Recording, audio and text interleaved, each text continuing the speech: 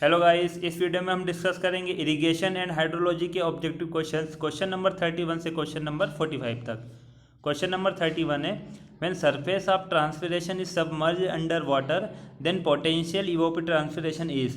इस क्वेश्चन में आपको पूछा गया है कि जो सरफेस है ट्रांसपिरेशन की, यदि वो वाटर में सबमर्ज है तो आपको बताना है कि जो पोटेंशियल इवोपोट्रांसपिरेशन होता है वो इवोपोट्रांसपिरेशन से ज़्यादा होगा, ठीक है, ज़्यादा होगा या कम होगा या बराबर होगा। ठीक है दोस्तों, आपको बताना है। तो हम डिस्कस करते हैं इवोपोट्रांसपिरेशन क्या होता है, ट्रांसपिरेशन किसे कहेंगे, और पोटेंशियल इवोपोट्रांसपिरेशन क्या होता है। फर्स्ट डेफिनेशन हम देखेंगे इवोपोरेशन की। इवोपोरेशन का मतलब होता है कि जो वाटर सरफेस होती है, ओशियन की हो या रिवर हो या लेक्स, इस प्रकार के जो वाटर बॉडीज होती है उनकी सरफेस से जो वाटर इवोपरेट होता है, ठीक है, जो वाटर इवोपरेट होगा वो प्रोसेस क्या कहलाएगी, इवोपरेशन कहलाएगी। या जो मॉइस्ट सॉइल होती है, वह सॉइल जिसमें वाटर उपस्थित होता है, जिस सॉइल में वाटर प्रेजेंट होता है, उस सॉइल से भी यदि वाटर इवोपरेट होता है, ठीक है, तो उस प्रोसेस को हम क्या कहेंगे, इवोपरेशन कहेंगे। सेकंड हमारी है ट्रांसपिरेशन। ट्रांसपिरेशन का मतलब होता है कि जो प्लांट्स होते हैं, ठीक है, जो पेड़ पौधे होते हैं, उनकी लीव्स से, उनकी तनों से, उनकी पत्तियों से जो वाटर लॉस होता है, ठीक है, जो वाटर लॉस होता है वो क्या कहलाएगा, उस प्रोसेस को हम क्या कहेंगे, ट्रांसपिरेशन कहेंगे। और इन दोनों को जब ऐड कर देते हैं हम, जब इवोपरेशन और ट्रांसपिरेशन को ऐड कर देंगे, या टोटल जो इवोपरेशन होता है वो क्या कहलाएगा, हमारा इवोपोट्रांसपिरेशन। ठीक है दोस्तों, इन दोनों को जब ऐड कर देते हैं हम, इवोपरेशन और ट्रांसपिरेशन को, तो हमारा वो क्या कहलाएगा, इवोपोट्रांसपिरेशन। अब हम समझते हैं पोटेंशियल इवोपोट्रांसपिरेशन क्या होता है, जिसका शॉर्ट फॉर्म है पीईटी। इसका मतलब होता है is defined as the amount of evaporation that would occur if a sufficient water source were available. ठीक है दोस्तों, जब सफिशिएंट वाटर सोर्स अवेलेबल होता है, जैसे हमने यहाँ पर सोर्स देखे थे, water source, ocean, river, lakes, ये क्या है, सारे वाटर सोर्स है। जब सफिशिएंट वाटर सोर्स अवेलेबल होता है, उस समय जो इवोपरेशन होगा, उस टाइम या उस सरफेस से जो इवोपरेशन होता है वो हमारा कहलाएगा पीईटी, पोटेंशियल इवोपोट्रांसपिरेशन। इसका मतलब है कि यहाँ पर जो सरफेस अवेलेबल होती है पीईटी के लिए, पीईटी के लिए जो सरफेस अवेलेबल होती है वो कैसी होती है, वाटर सरफेस होती है, वहाँ पर पानी ज़्यादा होता है। इसका मतलब यहाँ से जो इवोपोट्रांसपिरेशन होगा वो भी क्या होगा, अधिक होगा, क्योंकि यहाँ पर जो सरफेस अवेलेबल है वो वाटर सरफेस है, सफिशिएंट वहाँ पर वाटर अवेलेबल है, और वहाँ से जो इवोपरेशन होता है वो हमारा कहलाएगा पोटेंशियल इवोपरेशन। इसका मतलब पोटेंशियल इवोपरेशन का मान अधिक होता है किसके कंपेयर में, जो नॉर्मल हमारा इवोपरेशन होता है उसके कंपेयर में। क्वेश्चन नंबर 31 का आंसर हमारा क्या हो जाएगा, आंसर हमारा देखते हैं हम, ऑप्शन ए हमारा क्या है, much more than evapotranspiration. Question number 31 का आंसर हमारा फर्स्ट हो जाएगा। जो पोटेंशियल इवोपोट्रांसपिरेशन होता है वो मच मोर देन इवोपोट्रांसपिरेशन होगा। ठीक है दोस्तों, जो पोटेंशियल इवोपोट्रांसपिरेशन होता है वो अधिक होता है किससे, इवोपोट्रांसपिरेशन से। नेक्स्ट क्वेश्चन देखते हैं, question number 32, coefficient of variation is given by. आपको फॉर्मूला पूछा गया है कोफिशिएंट ऑफ वेरिएशन का, तो इसका फॉर्मूला क्या होता है, the coefficient of variation represents the ratio of standard deviation to mean. जो स्टैंडर्ड डेविएशन और मीन का जो रेशियो होता है, जो अनुपात होगा, वो क्या कहलाएगा, कोफिशिएंट ऑफ वेरिएशन। ठीक है दोस्तों, ये एक डेफिनेशन हो जाएगी कोफिशिएंट ऑफ वेरिएशन की। तो हमारा आंसर क्या हो जाएगा, क्वेश्चन नंबर 32 का standard deviation divided by mean into 100। तो ये हमारा क्वेश्चन नंबर 32 का आंसर ए हमारा करेक्ट होगा।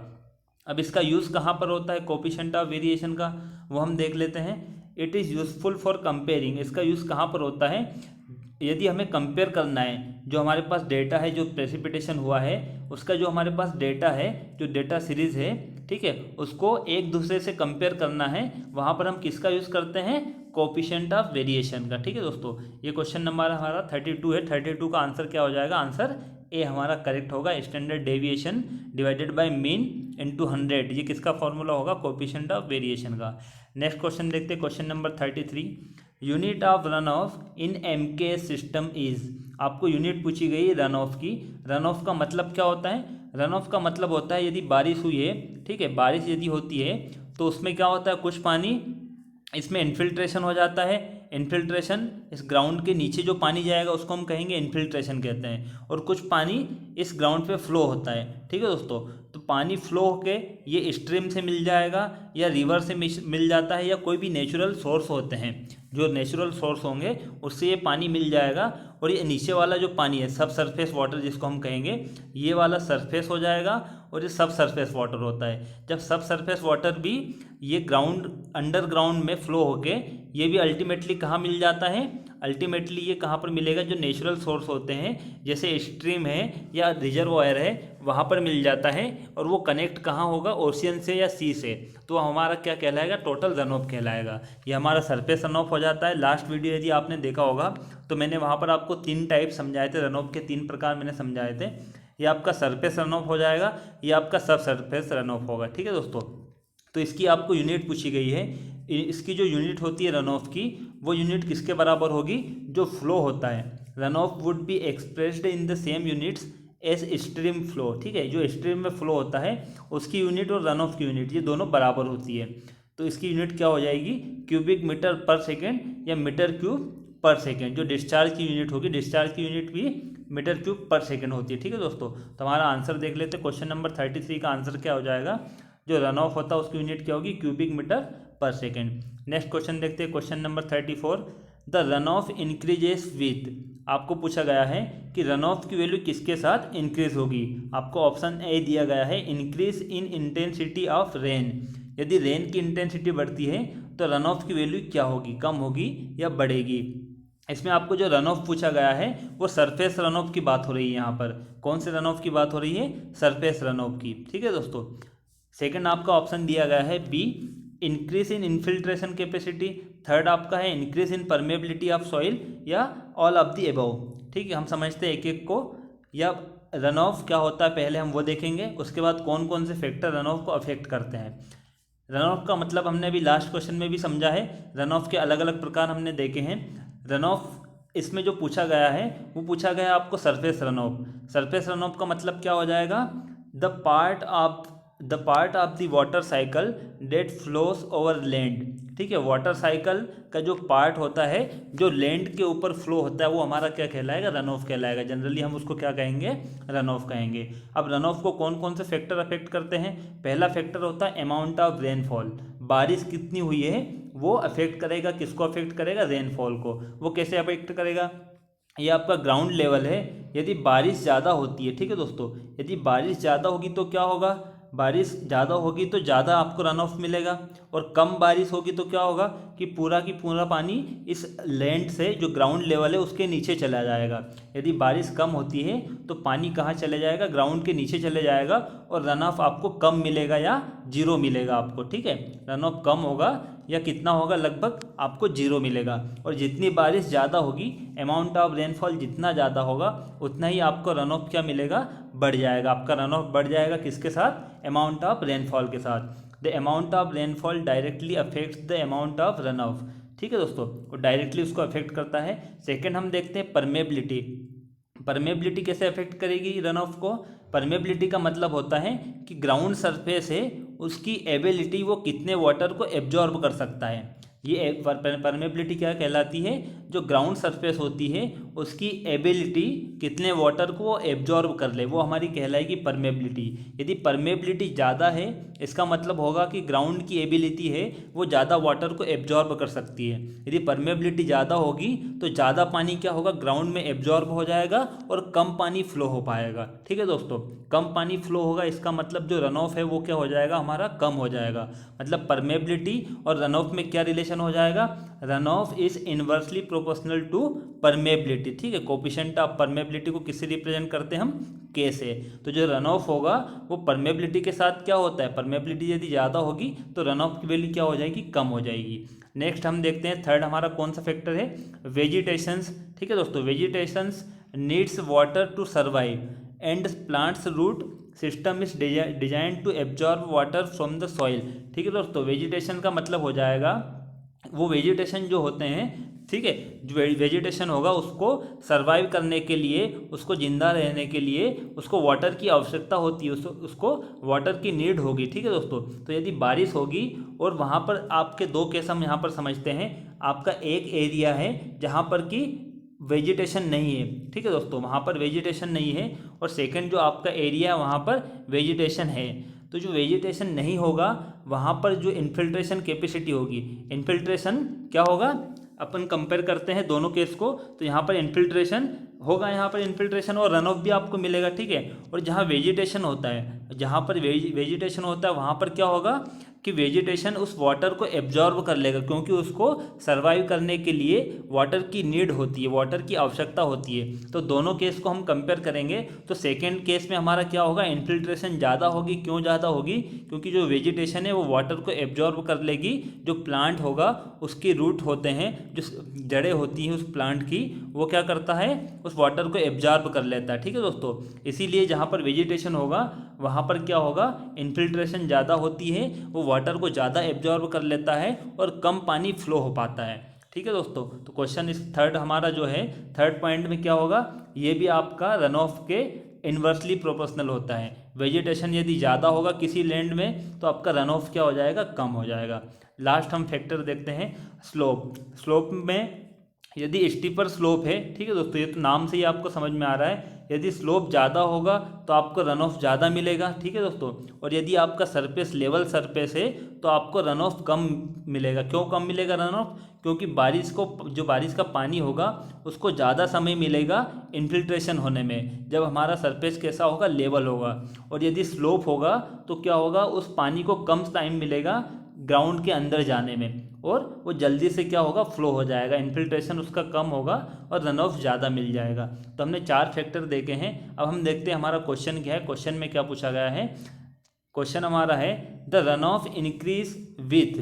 आपको पूछा गया है कि रन ऑफ किसके साथ इंक्रीज होता है। फर्स्ट हमारा ऑप्शन है increase in intensity of rain, ठीक है दोस्तों। तो हमने देखा है कि रेन की इंटेंसिटी यदि ज़्यादा होगी, यदि ज़्यादा बारिश होगी तो हमारा रन ऑफ भी क्या होता है, इंक्रीज हो जाता है। क्वेश्चन नंबर 34 का जो हमारा ऑप्शन ए है वो करेक्ट होगा। बी देखते हैं हम, increase in infiltration capacity. B option आपको दिया गया है कि यदि इन्फिल्ट्रेशन कैपेसिटी ज़्यादा होगी तो उसके साथ रन ऑफ ज़्यादा होता है। तो दोस्तों हमारा बी ऑप्शन गलत हो जाएगा। गलत क्यों होगा? क्योंकि इसमें इन्फिल्ट्रेशन कैपेसिटी का मतलब ये होता है, इन्फिल्ट्रेशन कैपेसिटी का मतलब ये होगा, ये ग्राउंड लेवल है, ग्राउंड लेवल के नीचे जो सॉइल होगी, ठीक है, उस सॉइल की कैपेसिटी की बात पूछी गई है। यदि उसकी कैपेसिटी ज़्यादा है तो क्या होगा कि पानी ज़्यादा इन्फिल्ट्रेशन हो पाएगा, पानी का ज़्यादा इन्फिल्ट्रेशन होगा। तो ज़्यादा इन्फिल्ट्रेशन होगा तो आपको रन ऑफ क्या मिलेगा, कम मिलेगा। तो यदि किसी ग्राउंड की इन्फिल्ट्रेशन कैपेसिटी ज़्यादा है, इसका मतलब उसका रन ऑफ कम हो जाएगा। लेकिन आपको यहाँ ऑप्शन में क्या दिया गया है, इंक्रीज। तो हमारा आंसर क्या हो जाएगा, आंसर बी हमारा गलत होगा, ठीक है दोस्तों। और सी भी गलत होगा, परमेबिलिटी के साथ रन ऑफ क्या होता है, कम हो जाता है। क्वेश्चन नंबर 34 का आंसर, करेक्ट आंसर क्या होगा, करेक्ट आंसर हमारा ए होगा। नेक्स्ट क्वेश्चन देखते हैं, question number 35। The area between the isohyets 45 centimetre and 55 centimetre is 100 square kilometre, ठीक है दोस्तों। इसमें आपको आइसोहाइट्स दिए गए हैं और उसमें बताया गया है कि 45 सेंटीमीटर और 55 सेंटीमीटर के बीच में एरिया कितना है, 100 स्क्वायर किलोमीटर, ठीक है। 55 सेंटीमीटर एंड 65 सेंटीमीटर के बीच में जो एरिया वो कितना है, 150। आपको इसमें फाइंड क्या करना वो हम देख लेते हैं। The average depth of annual precipitation over the basin of 250 square kilometre will be. आपको इसमें एवरेज डेप्थ निकालना है एनुअल प्रेसिपिटेशन की। टोटल एरिया कितना दिया गया है, 250 स्क्वायर किलोमीटर। हम इसमें समझेंगे आइसोहाइट्स क्या होता है, उसके बाद हम देखेंगे कौन कौन सी मेथड्स होती है एवरेज डेप्थ ऑफ प्रेसिपिटेशन निकालने की। यदि प्रेसिपिटेशन आपको रेनफॉल निकालना है कि कितनी बारिश हुई है एवरेज इस 250 स्क्वायर किलोमीटर एरिया में, तो उसकी 3 मेथड्स होती है। हम तीनों मेथड्स को समझेंगे। उससे पहले हम देखेंगे आइसोहाइट्स क्या होता है। आइसोहाइट्स हम देखते हैं। आइसोहाइट का मतलब होता है अ लाइन और map, a line on a map or chart connecting areas of equal rainfall, ठीक है। इक्वल रेनफॉल वाले एरिया को जब हम चार्ट या मैप से, ठीक है, मैप या चार्ट के ऊपर लाइन से कनेक्ट करते हैं। जैसे इस पॉइंट पे जितनी बारिश हुई है, मान लो इस पॉइंट पे कितनी बारिश हुई है, 50 mm बारिश हुई है, इस पॉइंट पे भी 50 mm बारिश हुई है। तो हम क्या करते हैं कि जितने भी पॉइंट्स हैं जहाँ पर सेम बारिश हुई है, सेम रेनफॉल हुई है, उस एरिया को हम आपस में कनेक्ट कर देते हैं, ठीक है दोस्तों। उसको आपस में कनेक्ट कर देंगे तो वो क्या बन जाएगी, वो क्या बनेगा, हमारा आइसोहाइट बन जाएगा। अब जो हमारी एनुअल प्रेसिपिटेशन है एवरेज निकालने की, उसकी 3 मेथड्स होती है, वो हम देख लेते हैं। कंप्यूटेशन ऑफ एवरेज रेनफॉल और प्रेसिपिटेशन, उसकी फर्स्ट जो मेथड है अर्थमेटिक एवरेज मेथड। इसमें आप देख सकते हो पी एवरेज, प्रेसिपिटेशन एवरेज हम कैसे निकालते हैं, जो रेनफॉल है उन सभी को जोड़ देते हैं, उनको ऐड कर देंगे, और जितने भी नंबर आप रेन गेज लगे हुए हैं, ठीक है, प्रेसिपिटेशन हम मेजर किससे करते हैं, रेन गेज से मेजर करते हैं। ये लास्ट वीडियो में मैंने समझाया आपको कितने रेन गेज होते हैं, कितने प्रकार के होते हैं, non recording, recording rain gauge हम पढ़े थे, ठीक है दोस्तों। तो आप देख लेना लास्ट वीडियो, उसमें आपको समझ में आ जाएगा कितने प्रकार के रेन गेज होते हैं और किसको हम नॉन रिकॉर्डिंग रेन गेज कहेंगे और कौन सा rain gauge recording rain gauge होगा। इसमें जब पी एवरेज हम निकालते हैं तो ये P1 का मतलब हो जाएगा प्रेसिपिटेशन किसी 1 पॉइंट पे, 2 पॉइंट पे और 3 पॉइंट पे, तो इसका हम एवरेज निकाल लेंगे। वो हमारी मेथड कौन सी होगी, अर्थमेटिक एवरेज मेथड। सारे प्रेसिपिटेशन को हमने ऐड कर दिया और जितने प्रेसिपिटेशन थे, जितने रेन गेज थे, वो नंबर आप n से हमने डिवाइड कर दिया, तो यहाँ से निकल जाएगी एवरेज प्रेसिपिटेशन। सेकेंड मेथड होती है थिसिन पॉलीगन मेथड होती है। इससे हम क्या करते हैं, एरिया और जितना भी एरिया उस रेंज गेज ने कवर किया, जितना भी एरिया उस रेंज गेज ने कवर किया, उस एरिया से भी हम मल्टीप्लाई कर देते। P1A1 मतलब P1 जो रेन गेज था, P1 प्रेसिपिटेशन मेजर करने के लिए जिस रेन गेज का उपयोग किया था, वो उसने कितना एरिया कवर किया, A1, तो P1A1 प्लस P2A2। इसी प्रकार से इसका फॉर्मूला आप देख सकते हो, summation A into P divided by A, ठीक है दोस्तों। तो यहाँ से जो हमारा आंसर आ जाएगा वो क्या होगा, पी एवरेज। और आपका लास्ट फॉर्मूला है आइसोहाइटल मेथड। इस मेथड में आप देख सकते हो 2 प्रेसिपिटेशन है, 2 रेन गेज है, उन दोनों रेन गेज का एरिया जो है वो कॉमन है, उन दोनों रेन गेज का जो एरिया क्या है इस मेथड में कॉमन होगा, और हमने डिवाइड कर दिया समेसन ऑफ ए से। तो हमारा जो क्वेश्चन है हम देखेंगे उस क्वेश्चन को कौन सी मेथड से कर सकते हैं, ठीक है। तीनों मेथड है, हम तीनों मेथड में से देखेंगे जो हमारा क्वेश्चन दिया गया है वो कौन सी मेथड से किया जा सकता है। क्वेश्चन को देख लेते हैं एक बार हम। इस क्वेश्चन में आपको दिया गया है आइसोहाइट्स, हमने समझ लिया आइसोहाइट्स का मतलब क्या होता है। इसमें आपको जो एरिया दिया गया 100 स्क्वायर किलोमीटर, उसमें कॉमन प्रेसिपिटेशन है, ठीक है, ये कॉमन एरिया है, 100 स्क्वायर किलोमीटर कॉमन एरिया है, और प्रेसिपिटेशन 2 दी गई है। इसका मतलब हमारा फॉर्मूला कौन सा लगेगा, इसमें थर्ड वाला फॉर्मूला लगेगा, आइसोहाइटल मेथड्स। अब इसमें हम वैल्यू रख देते हैं, 100 स्क्वायर किलोमीटर एरिया में प्रेसिपिटेशन कितनी है, 45 plus 55 divided by 2। 150 square kilometre area दिया गया है, उसमें प्रेसिपिटेशन आपकी है, ठीक है। फॉर्मूले में जब वैल्यू रखेंगे हम, डिवाइडेड बाय, हमें क्वेश्चन में टोटल एरिया दिया गया है, कितना है टोटल एरिया क्वेश्चन में, 250 स्क्वायर किलोमीटर, ठीक है दोस्तों। यदि क्वेश्चन में नहीं भी दिया हो तो आप क्या करोगे, इन दोनों को ऐड कर दोगे। ये फर्स्ट आपका एरिया कितना है, 100 है, और सेकंड कितना है, 150, इन दोनों को ऐड करोगे तो आपका एरिया टोटल कितना हो जाएगा, 250 स्क्वायर किलोमीटर। जब इस इक्वेशन को आप कैलकुलेट करोगे तो आपका आंसर कितना आएगा, पी एवरेज कितनी होगी, 56 सेंटीमीटर। हमारा ऑप्शन देख लेते हैं, 56 सेंटीमीटर ऑप्शन हमारा कौन सा करेक्ट होगा, सी होगा करेक्ट आंसर। नेक्स्ट क्वेश्चन देखते हैं, क्वेश्चन नंबर 36।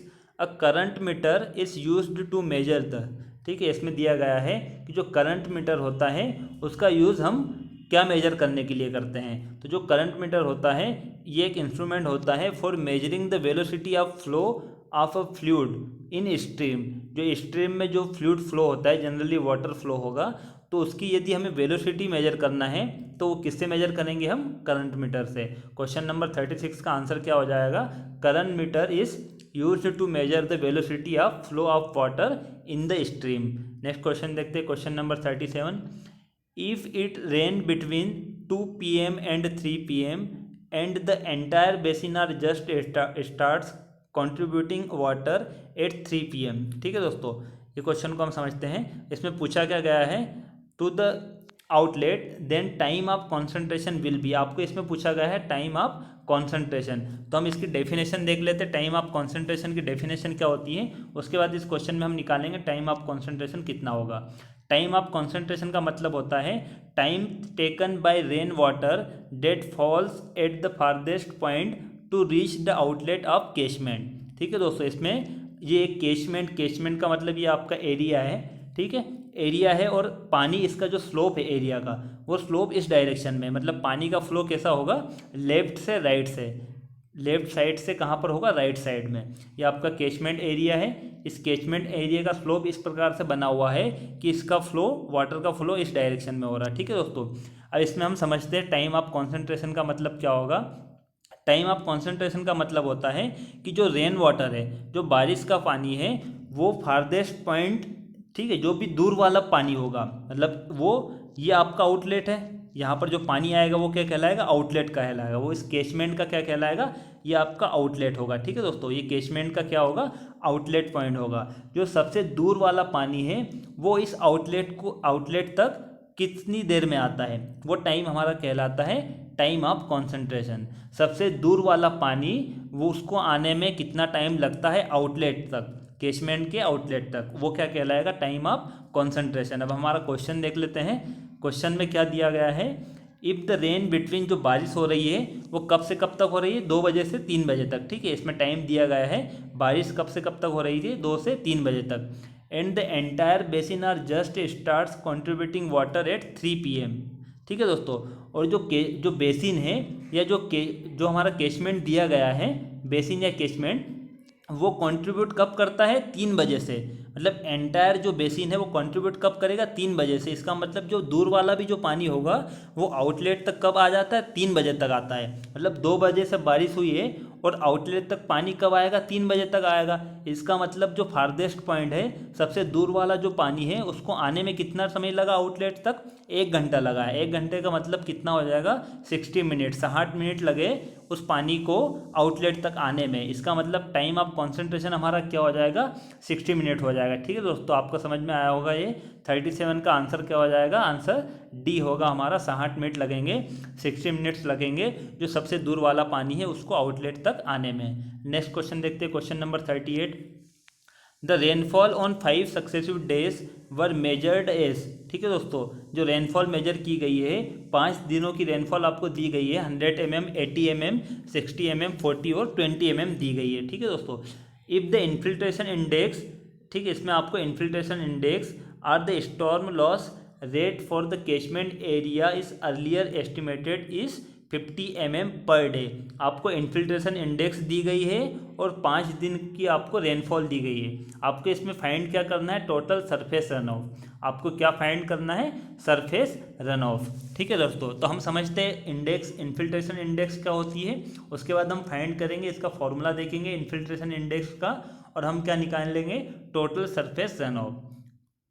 हम देखते हैं इन्फिल्ट्रेशन इंडेक्स क्या होती है। या आप देख सकते हो जो इंडेक्स है, फाइन इंडेक्स भी उसको कहेंगे हम, क्या कहते हैं उसको, फाइन इंडेक्स या इन्फिल्ट्रेशन इंडेक्स। इसमें हम देख सकते हैं रेनफॉल इंटेंसिटी वर्सेस टाइम का ग्राफ बना हुआ है, रेनफॉल इंटेंसिटी वर्सेस टाइम। आपको क्वेश्चन में दिया गया है 5 दिन की रेनफॉल हो रही है, इसलिए हम वाई एक्सिस जो है हमारी, इसमें हम ले लेंगे mm पर डे। ठीक है दोस्तों, इसमें क्या है, इंटेंसिटी mm पर डे में है, और एक्स एक्सिस पर आपका टाइम है डे में। ये पहला दिन है 0 से 1, पहले दिन बारिश कितनी हुई, 100 mm, तो आपने ये पहला बना लिया इंडेक्स। ठीक है दोस्तों, सेकेंड दिन में कितनी बारिश हुई है, 80 mm, तो आपने 80 mm बना लिया। इसी प्रकार से आप ग्राफ बना लोगे, 5 दिन की बारिश का आप ग्राफ बनाओगे। उसके बाद हम क्या करते हैं, फाइन इंडेक्स वहाँ पर प्लॉट कर देते हैं। फाइन इंडेक्स का मतलब क्या हो जाएगा, फाइन इंडेक्स की वैल्यू कितनी दी गई है, इन्फिल्ट्रेशन इंडेक्स या फाइन इंडेक्स, वो कितनी है हमारी, 50 mm पर डे। इसका मतलब ये होता है दोस्तों, जो इन्फिल्ट्रेशन इंडेक्स दी गई है, इसका मतलब ये होगा कि 50 mm पर डे, यदि इससे कम बारिश होती है या 50 mm पर डे तक की बारिश होगी, यदि रेनफॉल होगी, तो वो सारा की सारा पानी क्या हो जाएगा, इन्फिल्ट्रेशन हो जाएगा उसका, उससे कोई रन ऑफ हमें नहीं मिलेगा। ठीक है दोस्तों, फाइन इंडेक्स का मतलब क्या हो जाएगा, जो 50 mm per day, fine index का मतलब होगा कि यदि इससे कम बारिश होती है, 50 mm पर डे से कम बारिश होती है, तो उससे हमें रन ऑफ नहीं मिल पाएगा, क्योंकि ये इन्फिल्ट्रेशन इंडेक्स है, और जितना भी पानी होगा 50 mm पर डे से कम, वो सारा क्या हो जाएगा, ग्राउंड के नीचे चले जाएगा। और हमें क्वेश्चन में क्या पूछा गया है, सरफेस रन ऑफ पूछा गया है, तो हमें सरफेस रन ऑफ नहीं मिल पाएगा उस केस में। तो इसमें हम देख लेंगे जो 5 दिन की जो बारिश है, इसमें से हम देख लेंगे, या इस ग्राफ में भी आप देख सकते हो, जब फाइन इंडेक्स हम बनाते हैं, ये फाइन इंडेक्स की लाइन है, ये 40 है और ये 60 है, तो इसके बीच में कहीं लाई करेगी वो, इसके बीच बिटवीन होगी वो 50 mm पर डे। तो इसके ऊपर जितना भी जो होगा वाटर, वो हमें रन ऑफ देगा, और इसके नीचे वाला जो एरिया होगा वो क्या होगा, इन्फिल्ट्रेशन होगा। तो इसमें हम देख सकते हैं हमारे क्वेश्चन में जो इन्फिल्ट्रेशन इंडेक्स हमारी 50 mm पर डे है, इससे कम वाली जो बारिश है, 50 mm पर डे से जो कम वाली बारिश होगी, उससे हमें रन ऑफ नहीं मिल पाएगा। रन ऑफ हमें मिलेगा तो 100 से मिलेगा, और 80 और 60 mm, ये जो 3 बारिश है, इससे ही हमें रन ऑफ मिल पाएगा। हमारा फॉर्मूला देख लेते, फाइव इंडेक्स का फॉर्मूला क्या होता है। वैसे इस क्वेश्चन को आप विदाउट फॉर्मूला भी कर सकते हो। कैसे करोगे बिना फॉर्मूले के? ये 100 mm बारिश हो रही है, ठीक है, 100 mm बारिश है, तो इससे आपको रन ऑफ कितना मिल पाएगा? 50 mm इन्फिल्ट्रेशन है, तो आपको रन ऑफ कितने में मिलेगा? इसमें 50 mm। सेकेंड दिन कितनी बारिश हो रही है? नेक्स्ट डे बारिश कितनी हुई है? 80 mm। तो आपको इससे रन ऑफ कितना मिलेगा? इससे आपको सरफेस रन ऑफ मिलेगा 80 - 50 करोगे तो कितना हो जाएगा हमारा? 30। ठीक है दोस्तों, कितना मिलेगा आपको? 30 mm रन ऑफ मिलेगा। थर्ड हमारा है 60 mm। तीसरे दिन कितनी बारिश हुई है? 60 mm। तो आपको इससे रन ऑफ कितने मिलेगा? 10 मिलेगा। जब इनको ऐड करोगे तो आपका कितना हो जाएगा है? 90 mm। हमारा आंसर क्या हो जाएगा? सी। ये तो आपने विदाउट फार्मूला, बिना फार्मूले से आपने क्वेश्चन किया है। अब इसको हम फार्मूले से भी करेंगे। ये 40 mm और 20 mm है, इससे हमें रन ऑफ नहीं मिल पाएगा। हम फार्मूले से देख लेते हैं। इन्फिल्ट्रेशन इंडेक्स और फाइव इंडेक्स, इसका फार्मूला होता है precipitation minus run of divided by time. ठीक है दोस्तों, क्वेश्चन में 5 इंडेक्स की वैल्यू दी गई है 50 mm पर डे, और ये 3 जो प्रेसिपिटेशन है इसी से हमें रन ऑफ मिल पा रहा है। ठीक है, डिवाइडेड बाय हम 3 कर देंगे, क्योंकि ये 3 है, 3 प्रेसिपिटेशन है, इसलिए हमारा टाइम भी क्या हो जाएगा? 3 डे माइनस रन ऑफ। इससे जब कैलकुलेट करोगे तब आर का मान कितना आएगा? 90 mm। तो हम दोनों तरीके से क्वेश्चन को कर सकते हैं। यदि आपको कम समय में करना है तो इस ट्रिक से आप जल्दी से क्वेश्चन सॉल्व कर सकते हो। क्वेश्चन नंबर 38 का आंसर क्या हो जाएगा? आंसर हमारा सी होगा, करेक्ट आंसर। नेक्स्ट क्वेश्चन देखते हैं, question number 39। The normal annual precipitation at station X, A, B and C, 4 station है, वहाँ पर आपको नॉर्मल एनुअल प्रेसिपिटेशन दी गई है। ठीक है दोस्तों, इसके बाद आपको सेकंड दिया गया है, इसमें स्टॉर्म प्रेसिपिटेशन भी दिए गए हैं 3 स्टेशन के। ठीक है दोस्तों, आपको पूछा गया है कि जो चौथा स्टेशन है एक्स स्टेशन, वहाँ की आपको प्रेसिपिटेशन निकालना है। ठीक है दोस्तों, तो हम देखते हैं नॉर्मल प्रेसिपिटेशन क्या होती है। नॉर्मल प्रेसिपिटेशन का मतलब होता है normal precipitation an average of precipitation values over a 30 year period. पुराने जो 30 से 40 साल का जो डेटा हमारे पास होता है उसका जो एवरेज प्रेसिपिटेशन होगा वो कहलाएगा नॉर्मल प्रेसिपिटेशन। ठीक है, वो क्या कहलाएगा? Normal precipitation. आपने यहाँ क्वेश्चन में देखा 4 स्टेशन थे, कौन कौन से स्टेशन है? 4। हमारा फर्स्ट स्टेशन कौन सा है? फर्स्ट हमारा जो स्टेशन है एक्स, ए, बी और सी, ये 4 स्टेशन है। आपको एक्स, ए, बी और सी, इन चारों स्टेशन की जो लास्ट 30 ईयर या 40 ईयर 30 से 40 साल की जो बारिश हुई थी उसका एवरेज आपको दिया गया है। ठीक है, ये एवरेज आपको दिया गया है 700, 1000, 900 और 800 mm। या आपको पुराना जो 30 से 40 साल का जो एवरेज प्रेसिपिटेशन है वो आपको वैल्यू दी गई है, और ए, बी और सी इनकी भी दी गई है ये स्टॉर्म प्रेसिपिटेशन। ठीक है दोस्तों, और आपको एक्स का पूछा गया है कि जो एक्स है उसकी प्रेसिपिटेशन कितनी होगी। तो हम देखते हैं ये पर्टिकुलर किसी ईयर के लिए, स्टॉर्म प्रेसिपिटेशन का मतलब क्या होगा? पर्टिकुलर किसी ईयर के लिए है। तो ऐसा हुआ होगा, ये क्वेश्चन जो है इसमें ऐसा हुआ होगा कि ए, बी और सी 3 स्टेशन से तो हमने रेन गेज मेजर कर ली थी, रेन गेज से हमने रेनफॉल मेजर कर ली थी, लेकिन एक्स स्टेशन पे ऐसा कुछ हुआ होगा जिसके कारण किसी भी कारणवश वहाँ पर हमने प्रेसिपिटेशन मेजर नहीं कर पाए। तो हम उसको कैलकुलेट कैसे करते हैं? जो नॉर्मल प्रेसिपिटेशन है, जो पुराना हमारे पास रिकॉर्ड है, उससे हम मेजर करते हैं। हम फॉर्मूला देख लेते हैं, इसका फॉर्मूला क्या होता है। ये हमारा फॉर्मूला होगा storm precipitation at station X, वो हमें कैलकुलेट करना है। इस फॉर्मूले को आप देख सकते हो, ये 3 वैल्यू थी, 3 स्टेशन थे, इसीलिए हमने इसको 3 से डिवाइड कर दिया। ठीक है दोस्तों, आप ये देख सकते हो, इसको जब कैलकुलेट करोगे आप बिना कैलसी से इसको कर सकते हो क्वेश्चन को। हमारा आंसर कितना आएगा? पी एक्स हमारा कितना हो जाएगा? एक्स पे, ठीक है, एक्स स्टेशन पे प्रेसिपिटेशन कितना होगा? 70 mm। इसको देख लेना, आप सॉल्व कर लोगे, सिंपल क्वेश्चन है। क्वेश्चन नंबर 39 का आंसर हमारा ए होगा, करेक्ट आंसर। नेक्स्ट क्वेश्चन देखते हैं, question number 40। The best unit duration of storm for unit hydrograph. Unit hydrograph के लिए आपको बताना है कि बेस्ट यूनिट ड्यूरेशन क्या होगा। आपको टाइम बताना है कि यूनिट ड्यूरेशन क्या होगा यूनिट हाइड्रोग्राफ के लिए। हम देखते हैं यूनिट हाइड्रोग्राफ होता क्या है। यूनिट हाइड्रोग्राफ का मतलब होता है, unit hydrograph is a direct run off hydrograph resulting from 1 unit. 1 unit का मतलब 1 इंच हो सकता है, 1 सेंटीमीटर हो सकता है, या 1 फीट हो सकता है। यूनिट होना चाहिए, वो क्या होगा? यूनिट होगा, 1 होगा। वो 1 सेंटीमीटर भी हो सकता है, 1 इंच हो सकता है, 1 mm, या यूनिट में आप कुछ भी ले सकते हो। आप constant intensity uniform rainfall occurring over the entire water set basin या कैचमेंट। ठीक है दोस्तों, तो इसको समझने से पहले, यूनिट हाइड्रोग्राफ को समझने से पहले हम समझेंगे हाइड्रोग्राफ क्या होता है। हाइड्रोग्राफ का मतलब होगा यदि किसी कैचमेंट में या वाटर सेट या बेसिन, ये तीनों एक ही टर्म है, यदि किसी कैचमेंट में बारिश होती है, ठीक है दोस्तों, यदि किसी कैचमेंट में बारिश होती है तो हम जब उसको डिस्चार्ज और टाइम, ठीक है, डिस्चार्ज और टाइम, यदि किसी कैचमेंट में बारिश होगी तो हमें डिस्चार्ज क्या मिलेगा, धीरे धीरे टाइम के साथ डिस्चार्ज बढ़ते जाएगा, उस बेसिन से हमें डिस्चार्ज ज़्यादा मिलेगा, ठीक है, धीरे धीरे बढ़ता जाएगा। और जब बारिश बंद हो जाएगी तो हमें डिस्चार्ज क्या होगा, कम मिलेगा वहाँ से, और धीरे धीरे वो कम होता जाएगा, ठीक है दोस्तों, और जीरो मिलेगा। मतलब बारिश पहले स्टार्ट होने से पहले हमें डिस्चार्ज कितना मिला, जीरो, उस कैचमेंट से पानी कितना मिला, जीरो मिला। फिर धीरे धीरे पानी बढ़ता जाएगा और एक मैक्सिमम वैल्यू आ जाएगी, और फिर जब बारिश बंद होगी, जब रेनफॉल होना बंद हो गई तो डिस्चार्ज कम होगा।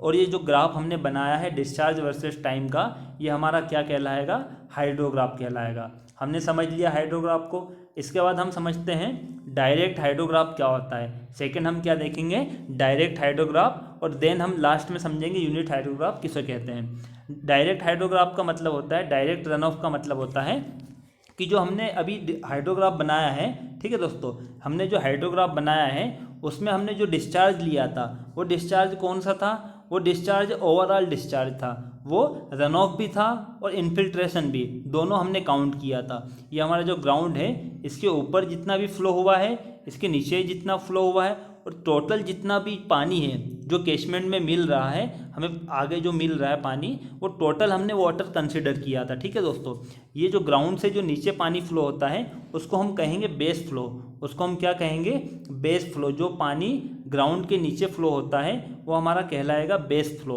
और जो ग्राउंड के ऊपर फ्लो होता है वो हमारा कहलाएगा सरफेस फ्लो। ठीक है दोस्तों, वो हमारा क्या कहलाएगा, सरफेस फ्लो।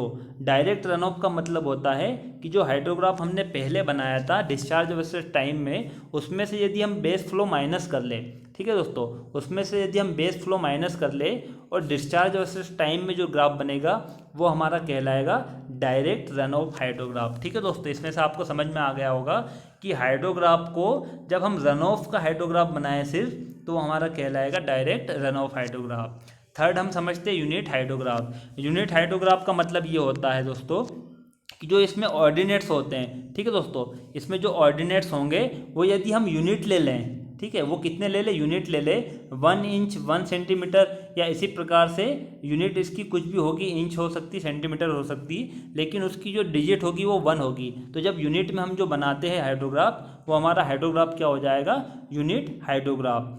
ठीक है दोस्तों, ये आपको समझ में आ गया होगा हाइड्रोग्राफ, डायरेक्ट हाइड्रोग्राफ और unit hydrograph. Last sentence, second last देखते हैं हम।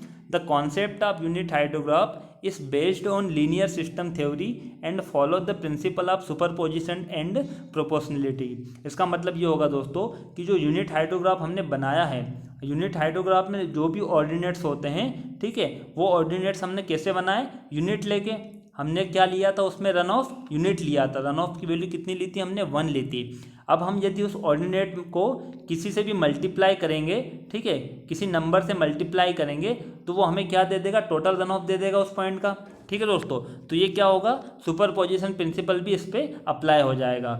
और जो एक्सपीरियंस है उसके अनुसार ये बताया गया है कि जो बेस्ट ड्यूरेशन होता है यूनिट हाइड्रोग्राफ का, वो बेस्ट ड्यूरेशन क्या होता है, 1/4 ऑफ दी बेसिन लेग। वो क्या होगा, 1/4 ऑफ दी बेसिन लेग। इसका जनरली कोई फॉर्मूला नहीं होता है, ये अनुभव के आधार पर बताया गया है कि जो बेसिन, जो हाइड्रोग्राफ होता है उसका 1/4 क्या होगा, 1/4 ऑफ बेसिन लेग होगा। ठीक है दोस्तों, क्वेश्चन नंबर हम देख लेंगे 40 का आंसर क्या हो जाएगा, हमारा बी हो जाएगा। अनुभव के आधार पर जो बेस्ट यूनिट ड्यूरेशन होगा वो क्या होगा, 1/4 ऑफ बेसिन लेग। यहाँ पर हम बेसिन लेग भी समझ लेते हैं, बेसिन लेग का मतलब क्या होगा, इस डायग्राम में आप देख सकते हो, बेसिन लेग का मतलब होता है लेग टाइम। ये लेग टाइम जो यहाँ पर रिप्रेजेंट करता है हाइड्रोग्राफ का जो पीक पॉइंट है, पीक पॉइंट से जो यहाँ पर रेनफॉल इंटेंसिटी का सेंटर है, इसके बीच का जो टाइम होता है वो टाइम आपको क्या कहलाएगा, वो टाइम हमारा लेग टाइम कहलाएगा। इसमें आपको अभी लेग टाइम समझना है। दूसरे जो टर्म दिए हैं ये जब हम थ्योरी क्लासेज स्टार्ट करेंगे, अभी मैं गुप्ता एंड गुप्ता पहले कंप्लीट करवाऊंगा सारे सब्जेक्ट, उसके बाद जब मैं थ्योरी क्लासेज स्टार्ट करूंगा तब हम ये सारा ग्राफ हम कंप्लीट समझेंगे। अभी आपको जो क्वेश्चन में दिया गया है लेग टाइम वो समझ लो आप। जो हाइड्रोग्राफ का जो पॉइंट दिया गया है इसमें पीक पॉइंट से इस जो रेनफॉल इंटेंसिटी है उसके सेंट्रोइड के बीच की जो डिस्टेंस जो टाइम होगा वो टाइम क्या कहलाएगा, लेग टाइम कहलाएगा। ठीक है दोस्तों, नेक्स्ट क्वेश्चन डिस्कस करते हैं। Question number 41, the unit hydrograph due to the storm may be obtained by dividing the ordinates of the direct run off hydrograph. अभी हमने लास्ट क्वेश्चन में देखा था, इस क्वेश्चन में क्या पूछा गया है कि यदि हमें यूनिट हाइड्रोग्राफ ऑब्टेन करना है, ठीक है, यूनिट हाइड्रोग्राफ ऑब्टेन करना है तो जो उसके ऑर्डिनेट होंगे डायरेक्ट रन ऑफ हाइड्रोग्राफ के जो ऑर्डिनेट्स होते हैं उसको हम किससे डिवाइड करते हैं। तो दोस्तों पहला हमारा हाइड्रोग्राफ है, हाइड्रोग्राफ से हम बेस फ्लो माइनस करते हैं तो हमारा क्या बनता है, डायरेक्ट रन ऑफ बनता है, direct run off hydrograph DRH बनेगा। पहला हमारा हाइड्रोग्राफ आपने समझ लिया, हाइड्रोग्राफ में हम टोटल डिस्चार्ज वर्सेस टाइम में हम ग्राफ बनाते हैं। सेकंड हमारा डायरेक्ट रन ऑफ हाइड्रोग्राफ होता है, इसमें हम क्या करते हैं, उसका जो बेस फ्लो है जो ग्राउंड से नीचे वाला पानी होगा उसको हम माइनस कर देते हैं तो हमारा डायरेक्ट रन ऑफ हाइड्रोग्राफ बनता है। इसके बाद जब हम यूनिट हाइड्रोग्राफ बनाते हैं तो इसके जो भी ऑर्डिनेट्स होंगे या आप इस तरीके से समझ सकते हो, ये हाइड्रोग्राफ आपका कौन सा बना है, DRH, direct run off hydrograph बनाए। इसके जो ऑर्डिनेट्स होंगे उसको जब हम उसके डायरेक्ट रन ऑफ वॉल्यूम से डिवाइड कर देते हैं, उसके वॉल्यूम से डिवाइड करेंगे तो हमें जो ऑर्डिनेट मिलेंगे इसके वो कौन से मिल जाएंगे, यूनिट हाइड्रोग्राफ के। ठीक है दोस्तों, क्वेश्चन नंबर 41 का आंसर क्या हो जाएगा, जब हम डायरेक्ट रन ऑफ हाइड्रोग्राफ के ऑर्डिनेट्स को डिवाइड करते हैं डायरेक्ट रन ऑफ वॉल्यूम से तो हमें क्या प्राप्त हो जाता है, यूनिट हाइड्रोग्राफ। क्वेश्चन नंबर 41 का आंसर क्या हो जाएगा, एक करेक्ट होगा। नेक्स्ट क्वेश्चन देखते हैं, the unit hydrograph of specified duration, किसी स्पेसिफाइड ड्यूरेशन के लिए हमें यदि इवेल्यूट करना है हाइड्रोग्राफ तो हम किसी भी ड्यूरेशन के लिए कर सकते हैं। क्वेश्चन नंबर 42 का आंसर क्या हो जाएगा, एनी ड्यूरेशन। यदि आपको हाइड्रोग्राफ यूनिट हाइड्रोग्राफ दिया गया है स्पेसिफाइड ड्यूरेशन के लिए इवेल्यूएट करना है हाइड्रोग्राफ तो आप क्या कर सकते हो, किसी भी स्टॉर्म के लिए किसी भी ड्यूरेशन के लिए आप कर सकते हो। नेक्स्ट क्वेश्चन देखते हैं, या इसको इस तरीके से समझ सकते हो, यूनिट हाइड्रोग्राफ आपका दिया गया है, आपने जो ऑर्डिनेट्स बनाए हैं वो कैसे बनाए हैं, यूनिट रन ऑफ लेके। आपने रन ऑफ कितना लिया था, यूनिट लेके लिए बनाया था। ठीक है, यदि आप इसमें मल्टीप्लाई करोगे जिस भी रन ऑफ से तो आप उसको टोटल ऑर्डिनेट्स आपको प्राप्त हो जाएंगे। नेक्स्ट क्वेश्चन देखते हैं, question number 43, S hydrograph is used to obtain unit hydrograph of. ठीक है दोस्तों, इसमें आपको पूछा गया है कि एस हाइड्रोग्राफ का यूज़ हम यूनिट हाइड्रोग्राफ को ऑब्टेन करने के लिए करते हैं, shorter duration from longer duration, longer duration from shorter duration, या दोनों के लिए। तो हम इसको समझ सकते हैं, द टेक्निक, ये एक टेक्निक होती है, the technique of constructing S hydrograph is very useful in deriving units hydrograph. जब हम यूनिट हाइड्रोग्राफ्स को डिराइव करते हैं तो उसके लिए एक टेक्निक होती है एस हाइड्रोग्राफ। इसका शेप होता है एस जैसा होता है, इसलिए इसका नाम क्या है, एस हाइड्रोग्राफ है। तो ये शॉर्टर ड्यूरेशन से लॉन्गर ड्यूरेशन या वाइस वर्सा। ठीक है दोस्तों, या तो वो शॉर्टर से लॉन्गर ड्यूरेशन या लॉन्गर से शॉर्टर ड्यूरेशन, उसके लिए हम क्या करते हैं, यूनिट हाइड्रोग्राफ डिराइव करते हैं। क्वेश्चन नंबर 43 का आंसर क्या हो जाएगा, दोनों के लिए हम इसका यूज़ करते हैं। नेक्स्ट क्वेश्चन देखते हैं, question number 44, if 2 4-hour unit hydrographs are staggered by 4 hours and added graphically the resulting hydrograph will be. इस क्वेश्चन में आपको दिया गया है कि 2 यूनिट हाइड्रोग्राफ है। ठीक है दोस्तों, 2 यूनिट हाइड्रोग्राफ है, 4 hour का यूनिट हाइड्रोग्राफ है। ठीक है, ये आपका हाइड्रोग्राफ है, यूनिट हाइड्रोग्राफ कितना है, 4 hour यूनिट हाइड्रोग्राफ है। इसको यदि आप स्टेगर्ड कर देते हो, ठीक, ये आपने स्टेगर्ड कर दिया, कितना किया, 4 hour, ये कितना टाइम है, 4 hour। आपने 4 hour क्या कर दिया, उसको स्टेगर्ड कर दिया, और इसको जब हम ग्राफिकली ऐड करते हैं, ठीक है, इसको जब हम ग्राफिकली ऐड करेंगे तो हमारा जो नया ग्राफ बनेगा वो क्या कहलाएगा। ठीक है दोस्तों, वो क्या कहलाएगा, हमारा जब हमने दोनों ग्राफ को ऐड कर दिया तो टोटल हमारा जो टाइम हो जाएगा वो क्या हो जाएगा, 4 + 4 8 hour हो जाएगा। ठीक है, पहला हमारा 4 यूनिट का हाइड्रोग्राफ था, हमने सेकेंड हाइड्रोग्राफ 4 आवर का हमने स्टेगर्ड करके बनाया और दोनों को ग्राफिकली हमने ऐड किया तो कितना हो जाएगा 8 आवर, ठीक है। और ये हमारा यूनिट हाइड्रोग्राफ था, इसका मतलब उसकी यूनिट क्या थी 1 सेंटीमीटर, ठीक है। 1 सेंटीमीटर थी, सेकेंड की हमारी क्या हो जाएगी 1 सेंटीमीटर, और दोनों हाइड्रोग्राफ का हमने ऐड किया तो टोटल क्या हो जाएगा टाइम यहाँ पर रन ऑफ कितना हो जाएगा 2 सेंटीमीटर या 20 mm, ठीक है दोस्तों। टोटल क्या हो जाएगा 20 mm। तो हमारा ऑप्शन देखते हैं हमने जब 2 यूनिट हाइड्रोग्राफ को ऐड किया ग्राफिकली तो हमारा टाइम हो जाएगा 8 आवर और 20 mm वहाँ से हमें क्या मिलेगा रन ऑफ मिलेगा। लेकिन ये हमारा क्या कहलाएगा यूनिट हाइड्रोग्राफ नहीं कहलाएगा दोस्तों, क्योंकि हमने दोनों यूनिट हाइड्रोग्राफ को ऐड किया और इसके जो ऑर्डिनेट्स होंगे दोनों को ऐड जब हम करते हैं यूनिट हाइड्रोग्राफ को, और जो हमारा थर्ड हमारा ग्राफ बनता है, ठीक है, थर्ड जो हमारा ग्राफ बनता है उसके जो भी ऑर्डिनेट्स होंगे उसको हम किससे डिवाइड कर देंगे 2 से डिवाइड कर देंगे। उसके ऑर्डिनेट्स को 2 से डिवाइड करेंगे तो हमें जो ऑर्डिनेट्स प्राप्त होते हैं वो यूनिट हाइड्रोग्राफ के मिलेंगे। लेकिन इस क्वेश्चन में ऐसा नहीं पूछा गया है। इस क्वेश्चन में आपको पूछा गया है कि यदि आप 2 हाइड्रोग्राफ को आप ऐड कर देते हो, सिंपली ऐड करोगे तो जो रिजल्टिंग हाइड्रोग्राफ होगा वो हमें क्या बताता है 8 आवर हाइड्रोग्राफ, ठीक है, वो बताएगा हमें 8 आवर हाइड्रोग्राफ बताएगा। और जो रन ऑफ मिलेगा वो कितना होगा 20 mm मिलेगा, वो आपको यूनिट रन ऑफ नहीं मिलेगा, वहाँ से यूनिट हाइड्रोग्राफ आपका नहीं बनेगा, ठीक है दोस्तों। नेक्स्ट क्वेश्चन देखते हैं, लास्ट क्वेश्चन है, ये थोड़ा लेंदी वीडियो बन गया है। अब लास्ट क्वेश्चन हम डिस्कस कर लेते हैं जल्दी से। According to Dickens formula for estimating floods the peak discharge is proportional to. आपको इस क्वेश्चन में पूछा गया है कि जब फ्लड को एस्टिमेट करते हैं हम, फ्लड का एस्टिमेशन क्यों करते हैं हम देखेंगे इसको। तो जो डिकेन्स फार्मूला दिया गया है, डिकेन्स ने जो फार्मूला दिया है एम्पेरिकल फार्मूला, वो किसके प्रोपोर्शनल है, ठीक है दोस्तों। तो हम देखते हैं इसका यूज़ कहाँ पर होता है। जो मैक्सिमम फ्लड डिस्चार्ज है, ठीक है, या पीक फ्लड डिस्चार्ज है, उसका यूज़ हम कहाँ करते हैं जब रिवर पर कोई स्ट्रक्चर बनाया जाता है, जैसे डैम्स बनाया हमने, स्पिलवेज बनाया, या अर्दन एम्बैंकमेंट्स बनाते हैं, ठीक है, या फ्लड कंट्रोल करने के लिए हमने रिजर्वायर्स बनाए। इस प्रकार के जो स्ट्रक्चर्स होते हैं उसकी डिज़ाइन करने के लिए हमें मैक्सिमम फ्लड डिस्चार्ज की आवश्यकता होती है, ठीक है दोस्तों।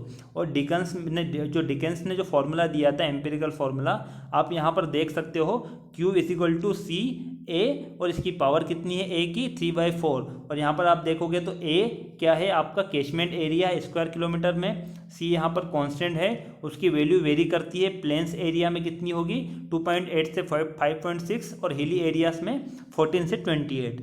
ये आपको वैल्यू याद रखना है, कभी ऑब्जेक्टिव में पूछी जा सकती है। हमारा यहाँ पर आंसर क्या हो जाएगा क्वेश्चन नंबर 45, एरिया किसके जो डिस्चार्ज है वो किसके प्रोपोर्शनल होगा A 3/4, ठीक है। क्वेश्चन नंबर 45 का आंसर क्या होगा D हमारा करेक्ट आंसर होगा। ये वीडियो सॉरी थोड़ा लेंदी बन गया है क्योंकि इसमें क्वेश्चन थोड़े लेंदी थे। Thank you for watching.